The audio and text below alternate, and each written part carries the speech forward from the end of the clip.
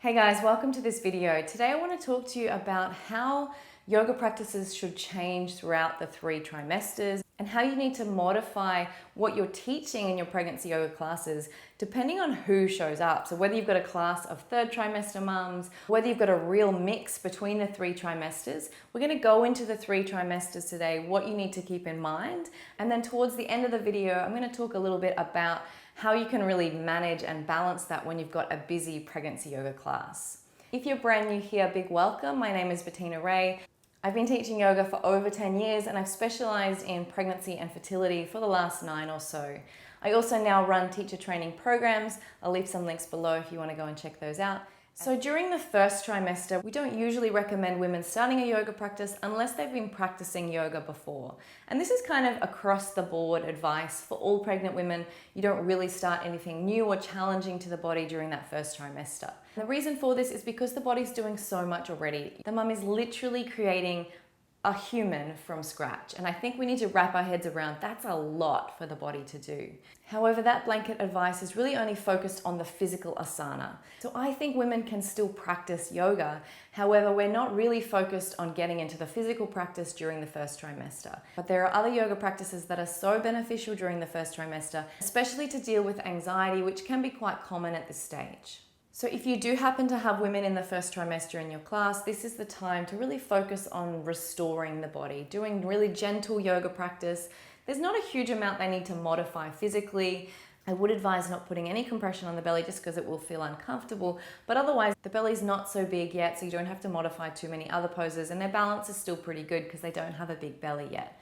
But really focusing on gentle yoga, really focusing on the breath. So this is a good time to start introducing Ujjayi breathing and really breathing deeply into that belly. Also using alternate nostril breathing can be a great tool that they can take to use when they're feeling anxious. And then just encouraging really gentle stretching and opening of the body during the 1st trimester.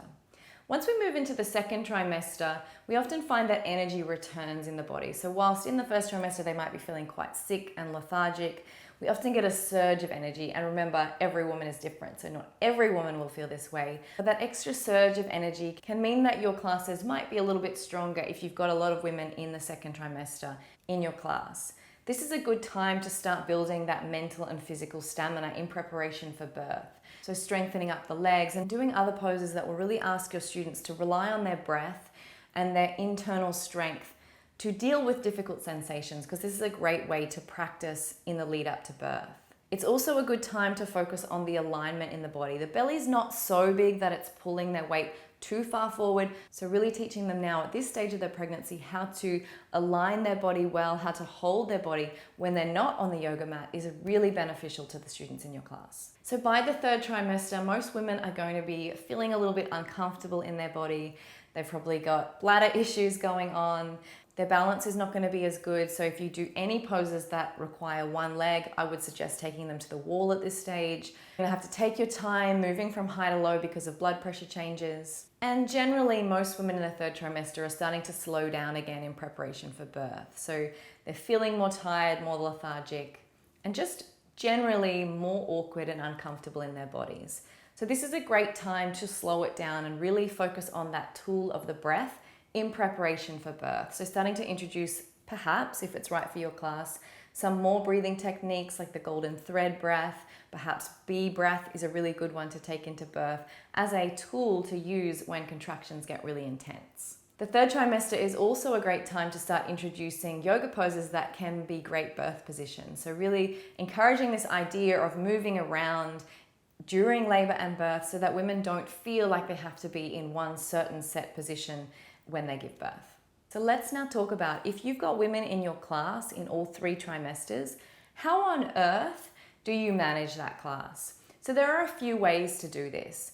Of course, you can fly by the seat of your pants and have a casual class that anyone can come to and you see on the day. Obviously, you're going to talk to them before the class.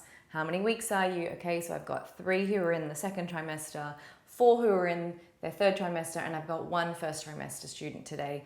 This is what I'm going to do. And that can be done. And I have definitely done it, but I don't think I would have felt comfortable doing that in my first couple of years of teaching. So if you are brand new to teaching pregnancy yoga, that's maybe not the best setup because you don't have that big bank of ideas and options in your head so you can give the right modifications to the students in the room.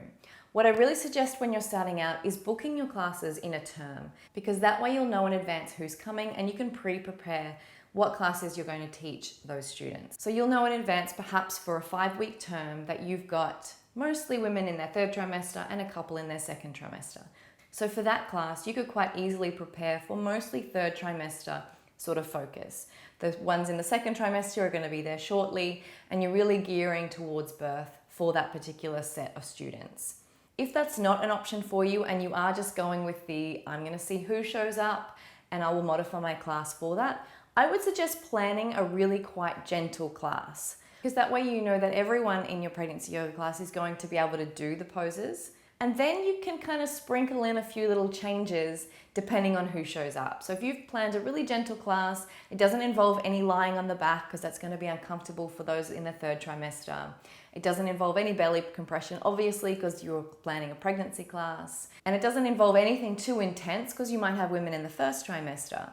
Then you've got a class set and ready in your head, and you can perhaps just add in maybe some more birth prep if you end up having a lot of women in the 3rd trimester, or if you end up having a few women show up who are in their 1st trimester, perhaps you add in a practice where you start the class doing some alternate nostril breathing so that you can introduce this idea of really being breath focused, and that is the focus of a yoga practice. So you can always find a way to work it in. I think sometimes our job is managing the way we feel about who shows up and doing the best we can for our students, planning and preparing in a way that can make us feel confident no matter who shows up for our class.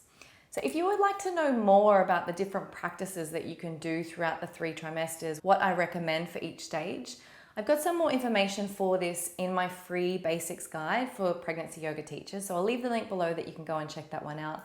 Or you might want to sign up for my pre and postnatal teacher training. So I do this here on the Sunshine Coast. I also have an online option. So if that one is already available by the time you're watching this video, I'll leave the link below for that one as well. I hope this has been helpful. If you have any questions, please leave them in the comments below, and I hope to practice with you soon. Namaste.